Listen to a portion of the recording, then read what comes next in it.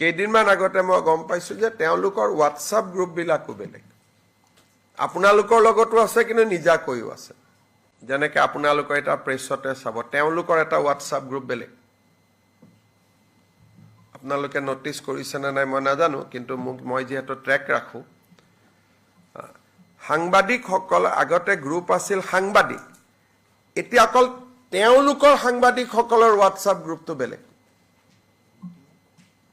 Meeting পাতাটোতো চকুত পৰিছিলে, কিন্তু হোৱাটছআপ গ্ৰুপটো চকুত নপৰে।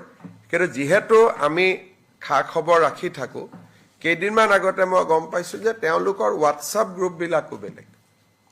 আপোনালোকৰ লগতো আছে, কিন্তু নিজাকৈও আছে। কিন্তু আমাৰ মানুহখিনিৰ ছেপাৰেট হোৱাটছআপ গ্ৰুপ নাই। আমাৰ গ্ৰুপটোত আপোনালোকে চবকে ৰাখিছে। পিছত আপোনালোকে খবৰ কৰিব পাৰিব মই সত্য কথা কৈছোঁ নে নাই।